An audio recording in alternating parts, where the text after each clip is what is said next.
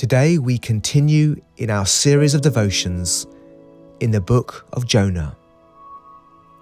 This devotional is entitled, Away from God's Presence. Let's now read from Jonah 1, verses 1 to 3. The word of the Lord came to Jonah, son of Amittai. Go to the great city of Nineveh and preach against it, because its wickedness has come up before me. But Jonah ran away from the Lord and headed for Tarshish. He went down to Joppa, where he found a ship bound for that port. After paying the fare, he went aboard and sailed for Tarshish to flee from the Lord. In summary, like Jonah, we will run away from God's call if fear, hatred, and pride are not kept in check through a fresh experience of God's presence. Let me say that again. In summary, like Jonah, we will run away from God's call if fear, hatred, and pride are not kept in check through a fresh experience of God's presence. During my most difficult times, when I'm feeling overwhelmed or alone, I can find myself imagining that life free from responsibilities, living in the countryside. Now, while this vision may seem appealing at first, it's important for me to recognize that it is essentially a desire to run away from God's call and the responsibilities He's given me. It's running away from God. It's natural to have moments of weakness and to feel the temptation to escape from our struggles, isn't it? But turning away from God is not the solution. Now, it's true that we cannot really flee from God's presence. He is omnipresent. He is present in all places. David says in one of his Psalms, if I go up to the heavens, you are there. If I make my bed in the depths, you are there. If I rise on the wings of the dawn and settle on the far side of the sea, even there, your right hand will guide me. God is omnipresent. He is in all places. We cannot really flee from Him. However, we can distance ourselves from God in our actions and thoughts by turning away from His will and choosing to follow our own desires instead. Jonah is a good example of someone who did this, as he deliberately went in the opposite direction to where God was calling him. He resisted God's will in favor of his own preferences. Now, this can be due to a variety of factors. We can be offended by God. We can find His will hard. We can find His call distasteful to us.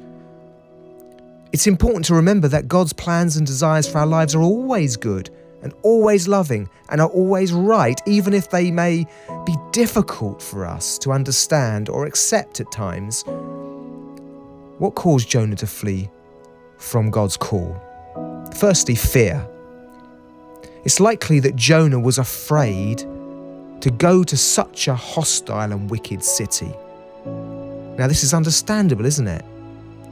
This is out of his comfort zone. Like Jonah, fear is something that I'm sure we all struggle with. But if fear is bigger than our faith, we will run away from God's call. Secondly, hatred. The Assyrians were a long-standing enemy of Israel. They were a threat to them. They were renowned for their idolatry. They worshipped false gods. They were wicked.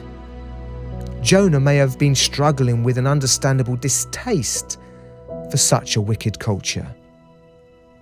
Righteous indignation at wickedness, however, becomes very wrong when we no longer want certain people to receive God's mercy.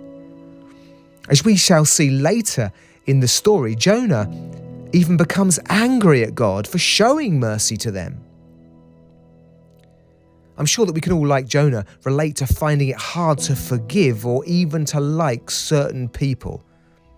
If hatred eclipses mercy, we will run away from God, just like Jonah. Finally, pride.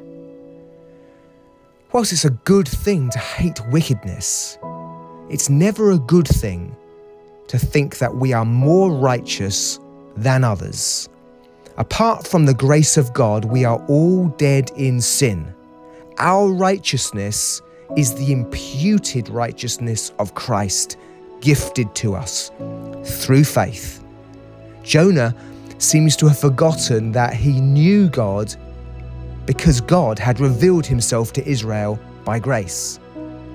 Jonah had forgotten that he knew God's ways because he was born into God's chosen nation, and that by grace.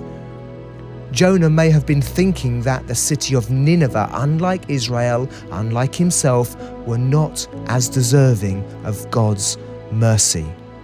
Now, Jonah seems to feel that they are unworthy of his help.